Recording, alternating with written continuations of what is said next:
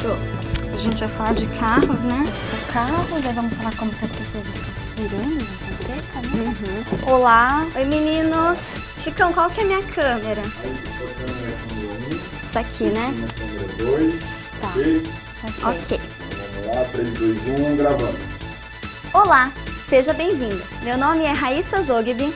Eu sou Betina Mantuan e começa agora o Espelho Urbano. No programa de hoje vamos falar sobre carros, né, Betina? Exatamente, Raíssa. Você sabia que o aumento do número de carros em Campinas é maior do que na capital? Pois é, né, Betina? Não tá fácil. Olha, inclusive, falando de carros, limpeza, quer dizer, sujeira, né? Como será que os motoristas estão se virando para manter o carro em ordem nessa seca? E ainda vamos falar de Carona, um aplicativo criado por 2 ex-alunos da Unicamp. Falando em trânsito, congestionamento de pessoas. A Avenida Francisco Glicério vai passar por uma revitalização. No último bloco, hábitos culturais e dicas para este mês das crianças. Você vai ver também o balanço do primeiro ano do Vale Cultura. Tudo isso agora no Espelho Urbano.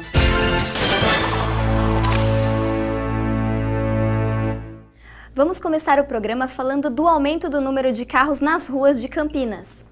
Para se ter uma ideia, no último ano, esse crescimento foi 3 vezes maior do que o aumento da população. Carros, buzinas, engarrafamentos e estresse. Olhando para essas imagens, responda rápido. Que cidade é essa? Se você disse São Paulo, errou. É Campinas, uma quase São Paulo.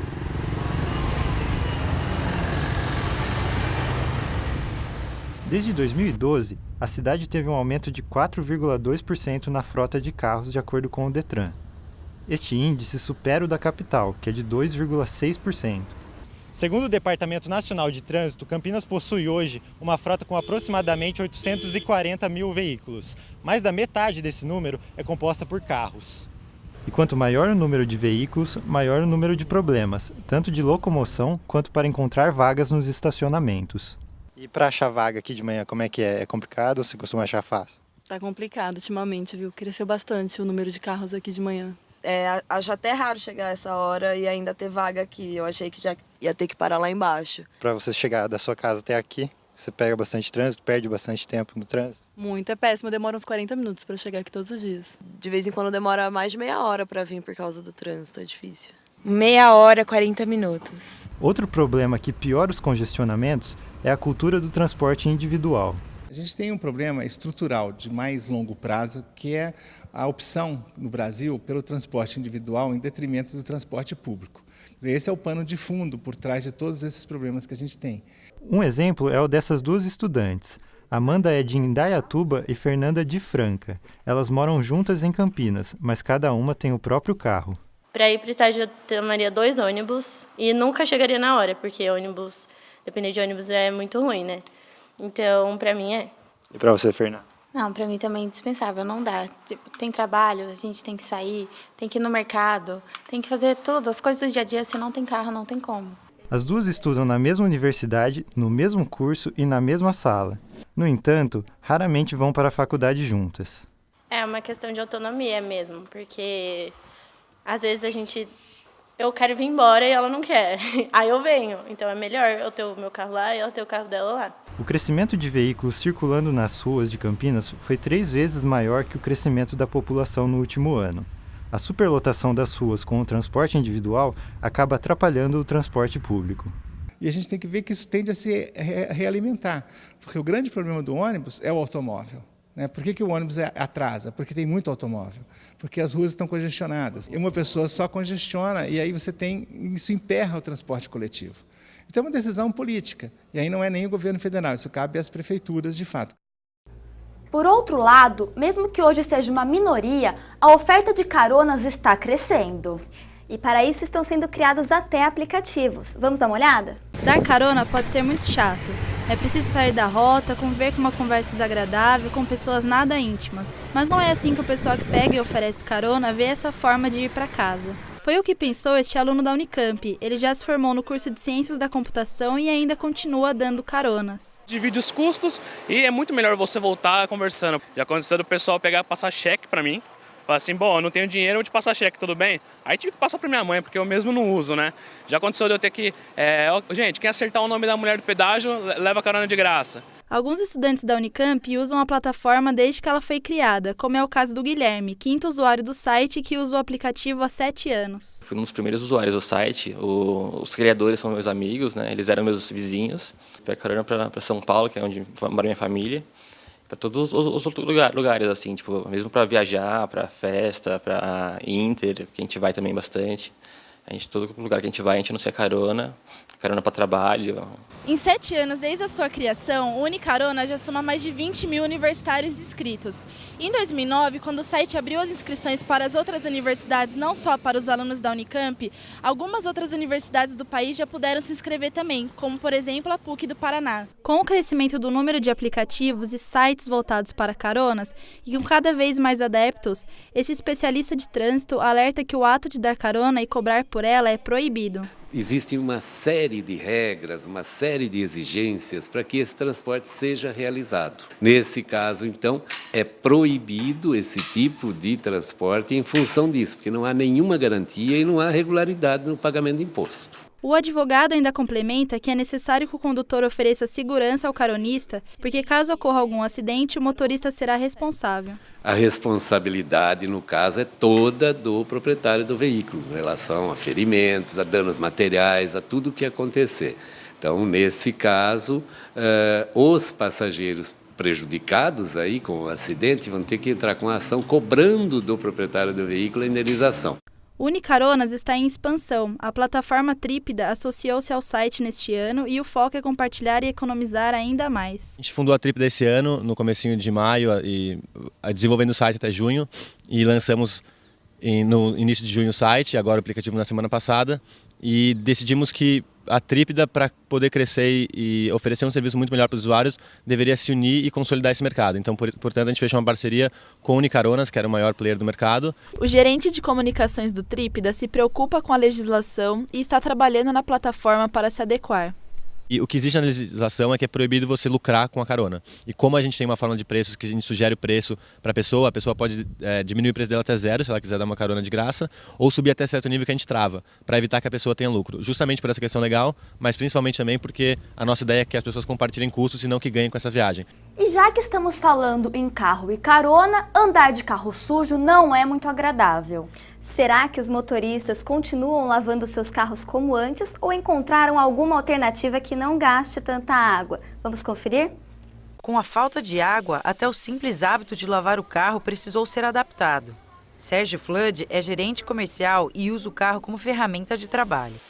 Mesmo tendo que deixar o veículo sempre limpo, se conscientizou e reduziu o número de lavagem. Eu lavava todo mês. Com certeza. Às vezes até a cada 15 dias eu lavava. Agora com a estiagem a minha frequência uma vez a cada 2 meses. Já Marcelo sempre se preocupou com a higiene do carro por causa da filha. Antigamente eu lavava pelo menos uma vez por semana. A gente tem que ter consciência do que está acontecendo. E assim, só quando for em última instância mesmo que eu parto para lavar. O carro ele acaba, por causa de banco, é tecido, acaba acumulando muita sujeira, micróbios, então a gente acaba fazendo isso até por uma forma de higiene, porque eu tenho uma filha pequena, né? Em um lava-rápido convencional, são usados em média 100 litros de água por carro lavado. Segundo a Sabesp, uma pessoa no Brasil consome em média 200 litros de água por dia. Ou seja, a quantidade que é usada para lavar 2 carros é a mesma que uma pessoa pode consumir durante o dia inteiro. Mas existem alternativas mais conscientes que não gastam tantos litros de água, como é o caso desse lava-rápido em Barão Geraldo, que utiliza água de poço artesiano e recicla a que já foi usada. A gente faz um tratamento da água para estar usando de 2 a 3 vezes, né? Não é igual os outros lava-rápido, que não tem um poço artesiano, usa água da rua, usa produtos químicos que não são naturais. Ainda pouco conhecida, a ecolavagem não usa água em nenhuma etapa do processo e é a alternativa mais sustentável para quem não dispensa a limpeza. Está utilizado um produto como se fosse um produto a seco. É passado um primeiro pano para tirar a sujeira e o segundo pano para secar o produto que foi utilizado no carro. Tem gente que tem receio de usar essa lavagem, porque acha que vai riscar, que não vai limpar direito, mas na verdade isso não acontece. Independente de usar a lavagem convencional ou as alternativas, Mudar os hábitos em casa também contribui com a economia. Eu acho que dá para você manter o seu carro limpo, cuidando um pouquinho, né? Em casa, procurando não sujar tanto, né? Nós vamos para um rápido intervalo, mas não saia daí. No próximo bloco você vai conferir a reportagem da Avenida Francisco Glicério. É rapidinho, Espelho Urbano volta já.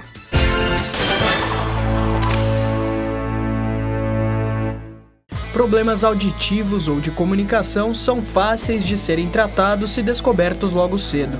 Na Clínica de Fonoaudiologia da PUC Campinas, os pequenos pacientes podem realizar exames, terapias e, se necessário, receber aparelhos.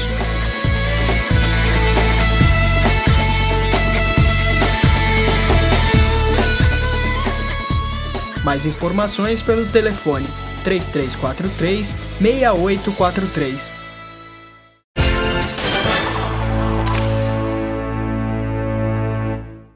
Estamos de volta com o Espelho Urbano. No mês de setembro, a Prefeitura de Campinas lançou o projeto de revitalização da Avenida Francisco Glicério. Esse projeto, com início previsto para janeiro de 2015, terá parceria de 28 empresas. Nossa equipe produziu uma reportagem sobre essa avenida, que é a mais importante do centro da cidade, e você acompanha agora a sua trajetória.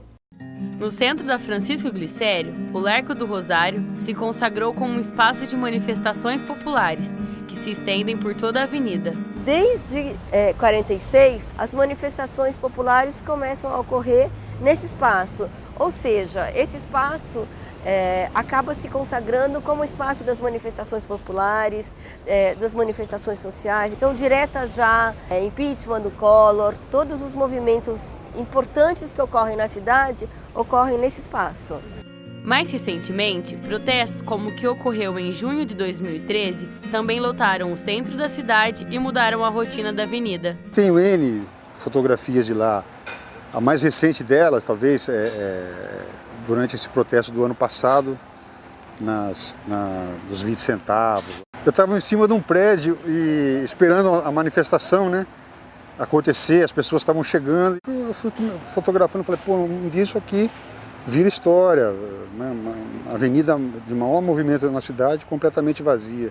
Com mais de 2 quilômetros de extensão, a Avenida Francisco Glicério começa na Rua da Abolição, no bairro da Ponte Preta, e termina na Avenida Barão de Itapura, no bairro Guanabara. A via passou a ter o nome de Francisco Glicério em 1889 e recebeu o título de avenida em 1950. A Rua do Rosário vai se tornar a Avenida Francisco Glicério. Para que isso aconteça, a Igreja do Rosário tem que ser demolida. O nome da avenida homenageia o campineiro Francisco Glicério de Cerqueira Leite, que nasceu em 1846 e foi um importante personagem na instituição da República no Brasil. Quando a avenida recebeu seu nome, ele ainda estava vivo. Ao longo dos anos, diversos eventos fizeram parte da história da avenida, como o Carnaval, que foi tirado da Glicério, pois nem sempre agradava os moradores. Porque o Carnaval de Campinas não é assim bonito, né? E atrapalhava muito mesmo. Inclusive, as bancadas ficavam na frente do prédio e a gente tinha que dar uma volta para sair.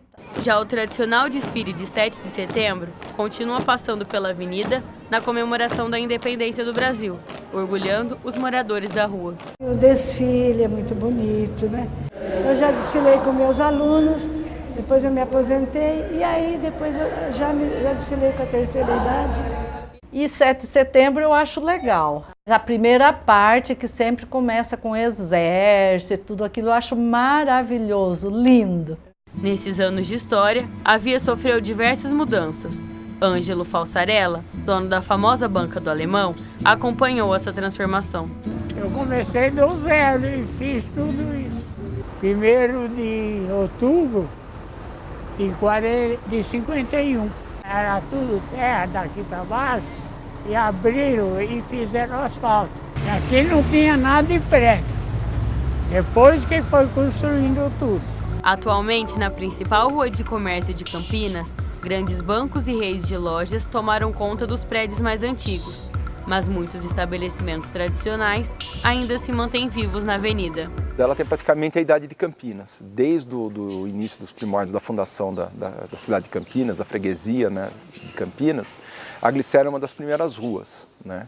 E nesses 240 anos, as construções passaram por ela. Algumas, inclusive, já foram demolidas, não fazem mais parte da paisagem urbana. No cruzamento da Avenida Francisco Glicério com a Rua 13 de Maio, há um prédio que resistiu à modernização. Antigamente, era famoso por ser um luxuoso hotel e doceria. Hoje, é uma loja de eletrodoméstico. Vou falar um pouco de quando eu era criança. Existia ali do lado da catedral, onde é o Magazine Luiza hoje, tinha a doceria Términos. Foi um tempo de ouro. Antigamente, a Glicério era conhecida por tradicionais edifícios. Agora, é famosa pelo comércio e movimento. Com a circulação no sentido contrário da via, passam nas 4 faixas da avenida 23 mil carros e 48 linhas de transporte coletivo por dia. A Francisco Glicério representa um dos principais corredores de tráfego aqui de Campinas. Com o dia a dia agitado, típico de um espaço comercial, a Avenida Francisco Glicério também abriga muitos moradores que precisam dividir a tranquilidade de suas casas com o movimento e barulho da rua. O barulho deveria ser algo que deveria ser levado em conta, porque muito poucas pessoas sabem que tem residência aqui nesse espaço na Glicério. Então isso não é levado em conta, o barulho realmente incomoda. Na Rua Francisco Glicério eu cheguei dia 4 de janeiro de 1985, era um sábado de manhã lindo. A rua era mais tranquila, não tinha tanto barulho, exceto à noite que os policiais saíam igual uns doidos correndo por aí. Mas agora é todo quanto é evento, aquele som altíssimo no Largo do Rosário e perturba aqui o nosso ambiente. Agora, um projeto prevê a revitalização da avenida. As obras devem começar em janeiro de 2015. A revitalização iniciará aqui, na Francisco Glicério, e se estenderá por todo o centro da cidade. Esse trabalho tem que ser um trabalho de impacto, né? Ele tem que ser um trabalho que, ao mesmo tempo, ele mostre uma força e, ao mesmo tempo, ele agregue um benefício para a população. O projeto prevê o alargamento das calçadas, o fim das faixas de estacionamento, a limpeza de fachadas, a implantação de quiosques padronizados, a reforma dos pontos de ônibus e a fiação passará a ser subterrânea. Mas as ideias dividem opiniões. Então eu acho que se tiver uma limpeza melhor, fica mais bonita a cidade, porque aqui é o coração de Campinas.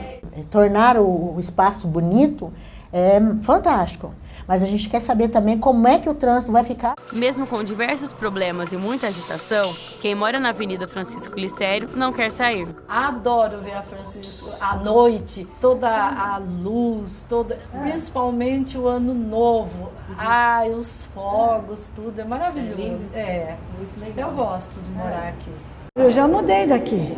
Eu mudei, não fiquei nem um mês, já voltei. Tem tudo de bom. Eu amo morar aqui no centro. Já havia pensado em me mudar daqui e sempre fica a pergunta, essa comodidade de ter tudo tão perto, vale a pena eu me afastar só para ter mais tranquilidade? Vale lembrar que a Francisco Glicério já passou por uma reforma em 1950, quando foi alargada em 22 metros e causou muitas desapropriações, inclusive da antiga Igreja do Rosário. Daqui a pouco você confere a reportagem sobre o Vale Cultura. Não saia daí, voltamos já.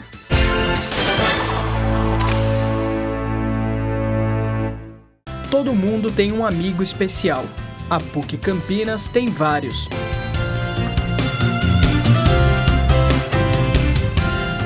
No CIAD, jovens e adultos deficientes da comunidade recebem auxílio para uma formação profissional e humanista. O CIAD fica no Campus 1 da PUC Campinas. Para mais informações, ligue 3343-7116.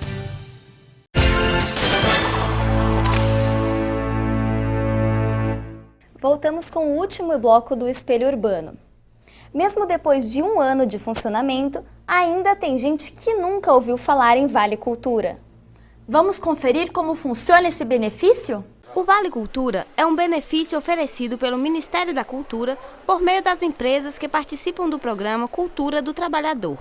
O cartão pré-pago é recarregado com R$ 50 todo mês para quem ganha até 5 salários mínimos. Bruno Lavorini é um amante dos livros. Como trabalha em um banco que aderiu ao programa, agora ele vai viajar ainda mais na literatura.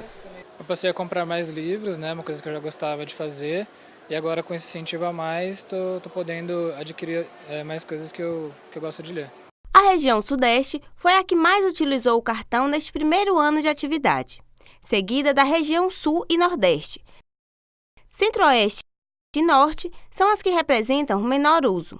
Essa livraria é um dos estabelecimentos que aceitam o benefício em Campinas. Segundo o coordenador da loja, o consumo de livros, CDs e DVDs aumentou neste um ano de funcionamento do Vale Cultura. A venda de livros aumentou entre 10% e 14%, sendo 10% sendo livro e 4% CD e DVDs. As empresas estão começando a dar o Vale Cultura agora, esse benefício. Então não são todas as empresas que já aderiu o Vale, está entregando esse Vale Cultura para os clientes. Segundo o Ministério da Cultura, revistas, jornais e livros são segmentos que representam 79% das vendas com o uso do Vale Cultura.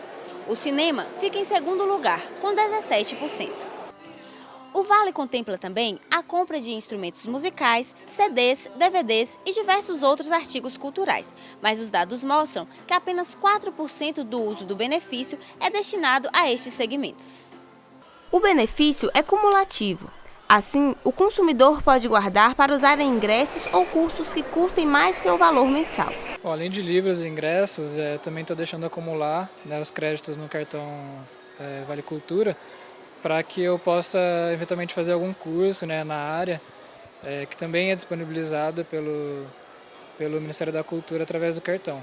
Apesar de estar completando um ano, muita gente ainda não conhece o Vale Cultura. Não conheço, não tenho ideia do que se trata, nunca ouvi falar. Eu conheço, acho uma iniciativa muito interessante, né? Proporciona às pessoas possibilidade de consumir mais produtos de cultura. Não conheço. Eu gosto de ler, o meu marido também, aí a gente usaria mais nas livrarias mesmo. Não sei como que usariam em outros lugares. Se você se interessou pelo Vale Cultura, basta acessar o site do Ministério da Cultura e obter todas as informações.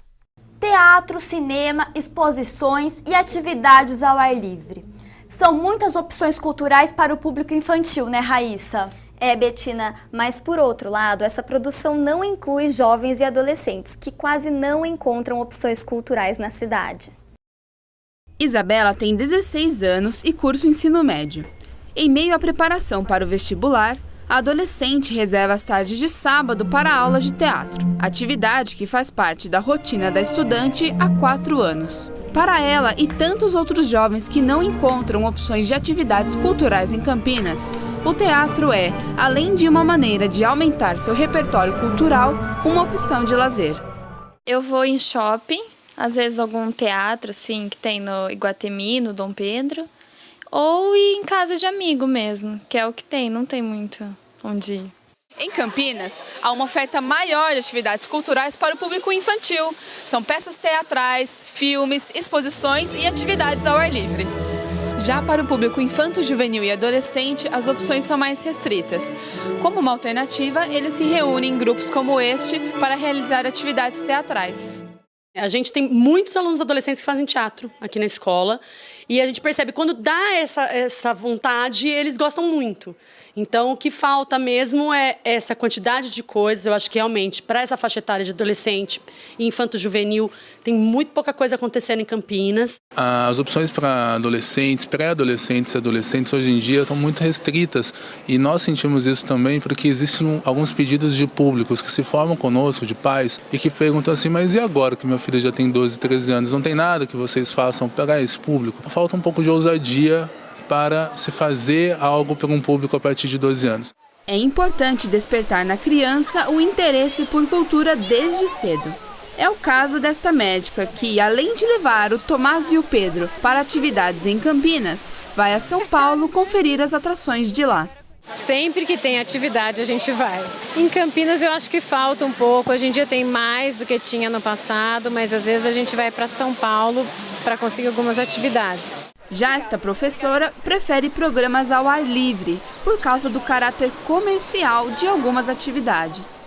Parques abertos, como Taquaral, Parque das Águas, Pedreira do Chapadão, são lugares que a gente costuma frequentar. Eu acho que tem bastante programação, mas o que me deixa um pouco surpresa é que a maioria está vinculada a consumo. Eu gostaria que tivesse mais atividades para criança que não favorecessem o consumo. Entre atrações para o público infantil e adulto, não sobram muitas opções para o público jovem. Ah, não tem, porque ou assim é muito para criança, os shows que tem, as coisas que tem, ou também é mais para adulto. Tem muito show assim que é 18 anos, então eu não consigo ir porque eu teria que ir com o responsável e nem sempre, né, dá para ir assim. O nosso produto é criança, porque as próprias shopping centers, livrarias, clubes que nos contratam pedem peças infantis e nunca ninguém pediu peças para adolescente. Quem pede são os pais. E agora, nesse mês das crianças, nossa agenda tem uma programação especial. Vamos conferir.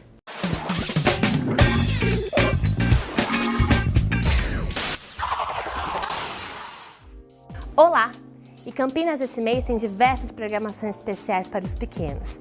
Como você viu na matéria da Vitória, o Galeria Shopping está com um planetário, oficina de astronomia, que conta com um cenário inflável, onde adultos e crianças podem aprender um pouco mais sobre planetas e constelações. É gratuito e fica de quinta a domingo em 4 horários diferentes, às 4 e 5 da tarde e às 6 e 7 da noite. Vai até o dia 19 de outubro. Outra dica é o Museu de História Natural, que fica no Bosque dos Jequitibás, aqui em Campinas. Lá, as crianças podem conhecer biomas como a Mata Atlântica, Floresta Amazônica e também o Cerrado.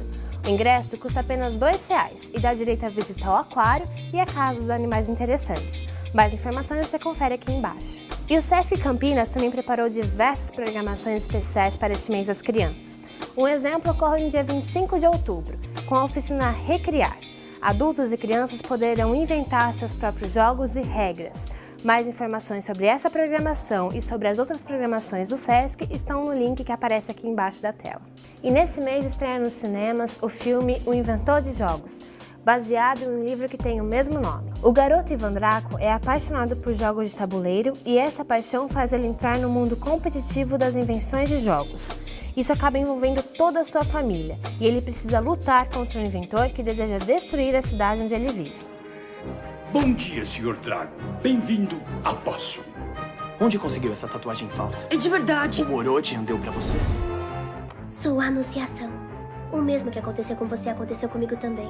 Sr. Drago, o senhor é órfão e não poderá sair deste prédio. Vou achar uma saída. É perigoso demais. Por hoje é só. Até mais. Tchau, tchau. O Espelho Urbano fica por aqui. Até mais. Obrigada pela companhia e até a próxima. Tchau.